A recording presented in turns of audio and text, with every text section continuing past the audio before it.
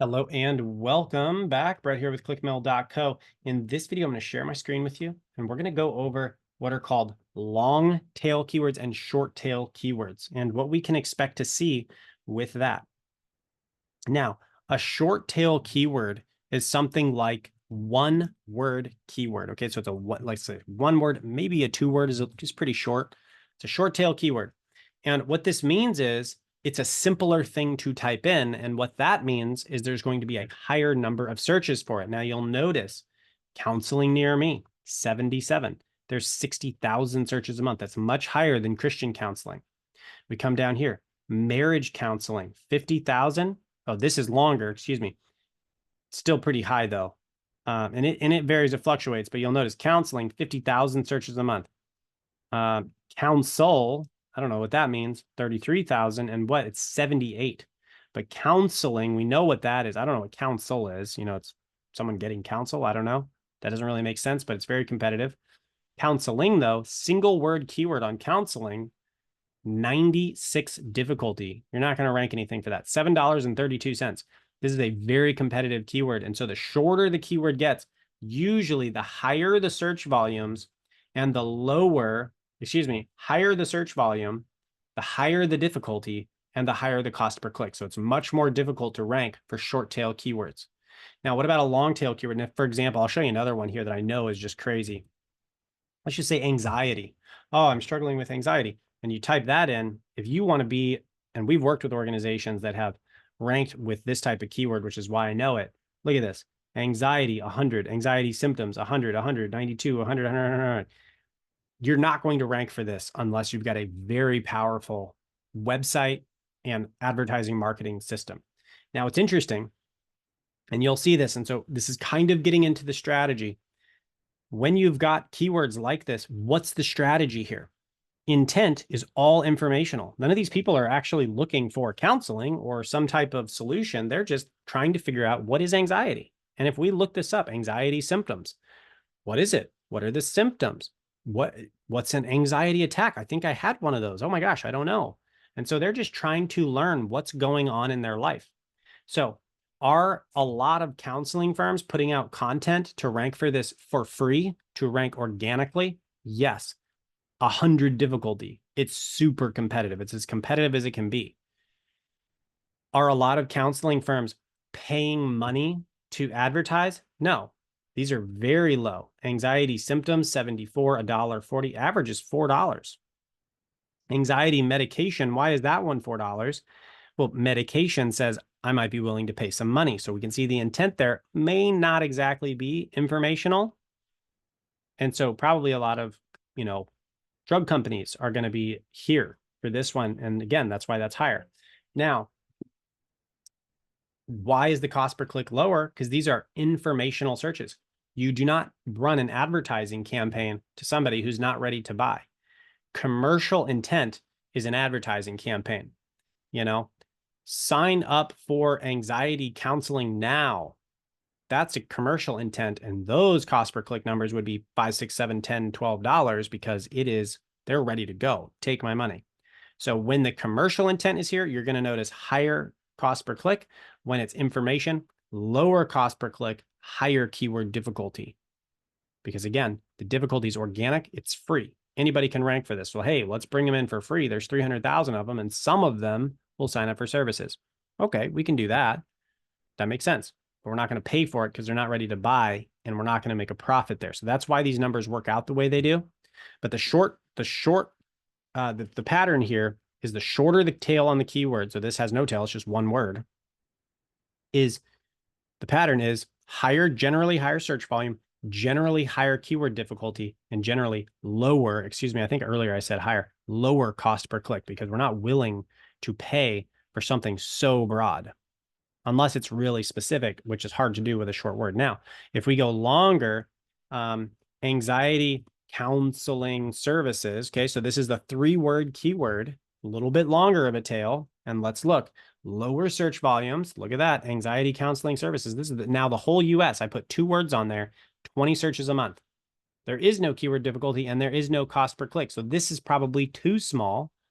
So how about anxiety counseling? Let's back up. If I'm looking for a client, I'm not going to just go to 20 searches. That's really low unless they're brand new. Then maybe we do that. But let's look up anxiety counseling. Okay, that is a very competitive keyword. I probably don't want to be down there, but what do we start doing? Well, let's come down. What's this down here? Anxiety counseling Berkeley, 24. Oh, interesting. Anxiety counseling Spokane, which Spokane, which I assume is Washington State, 5.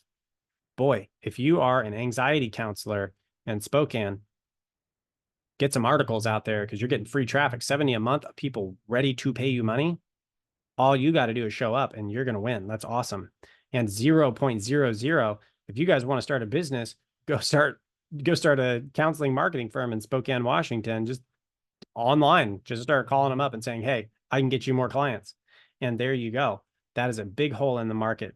Anxiety counseling Calgary. Don't know where that is. But again, 26, very low. 0 advertising happening in that locale. So again, big opportunity. And there's only 70 searches a month. But if you're a single counselor, like just a one-person firm, you run your own firm, 70 searches a month is close to probably what you'd need to run a business if you could really do a good job. I mean, get 2 or 3 of those terms, you're doing great. So you'll notice though, the longer the term, the smaller the search volume. So again, we're seeing that play out. Smaller the search volume, the higher the intent. That generally goes up because it's more specific. People can say, I want to pay money. That takes more than one word. So usually the intent goes up. The search volume goes down. The keyword difficulty varies. It just depends, but usually goes down. You'll notice we're seeing some lower numbers here. And then also the cost per click goes up. These are way more expensive. $6 a click. Anxiety and depression counseling near me. That person is ready to go. They're ready, $11, $13 online counseling for anxiety. That's very expensive. $14 a click. Why? Because people anywhere in the world can compete for that click right there. Well, probably anywhere in the country, depending on how the certifications work. But either way, of course, that's competitive. People are paying. And yeah, there's only 70, but you can get that anywhere. So that's great. So the cost per click goes up, and these cost per clicks are much higher, $5.70, $4.71, than it was with anxiety. They were like $1.40 or whatever it was. So this is keyword length. So depending on the client you're working with, depending on the business you're working on, you're going to want to gauge the keyword length. And to give you an idea, here at ClickMill, we've got 138 articles right now. We get about 42,000 to 45,000 users a month through those 138 articles. And I only have one article, right, for informational intent. I only have one article that targets a single word keyword. I'll actually just tell you what it is because you can go on the website and look anyway. It is discipleship, DICIPLE, discipleship. So we go and we have a blog that targets discipleship. Now, I haven't looked at this in a while, but here we go. It is 10,000 searches a month, which for the Christian industry is pretty high. And it's a 54 keyword difficulty. And I was like, we have a fair shot at ranking for that with our site. Let's give it a shot. So I put together a massive article that is super in depth on discipleship and discipleship strategy so we could try to rank. Now, do we really rank super high for that? We can look at that in a future video when we look at how to tell how to tell how an article is doing. We'll get into Google Search Console, but for now, I don't really go after single word keywords for most clients because their websites are just simply not powerful enough. I have targeted one article out of 138 to a single word keyword. So usually that's not the way you're going to go, but it could be, and it is a valuable strategy to know. When you're starting out, you will probably want to know what the keyword difficulty is, and you'll want to start lower. Disciple and discipleship. I don't know what they're looking for. We go look on Google and see what people are finding there and see if we can't make something that can slip in here. This is the hole in the market. 2,400 searches is great too. But if you have something relevant, you slip in here. Why try to compete for a 54 with 1,900 searches a month when you can go for 2,400 and it's only 23 difficulty? That's a deal. So if you can fit in there honestly and you meet what they're looking for, which I don't know what that is, then you go after that. So again, this is wrapping up the training on keyword tail, long tail, short tail. Who you're working for is going to depend on how long that needs to be. Brand new websites, longer tail. You need to go after easier keywords and rank them organically.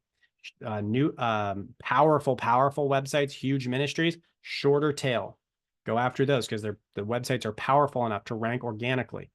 And if you're looking for advertising opportunities, probably a little bit longer and that's if they have a small budget, because what's going to happen, longer tail, less searches, lower prices, but you can get really good targeted keywords in there that don't cost an arm and a leg and people are serious about spending money.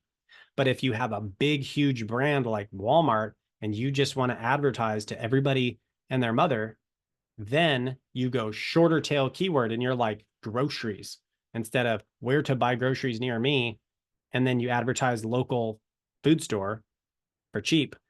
You just say groceries worldwide, target the keyword groceries, and you just run a branding campaign. Why? Because they've got a gajillion dollars to advertise with, and that might be okay for that type of brand. So with that, again, this is the training on long tail, short tail keywords and the strategy that goes along with it.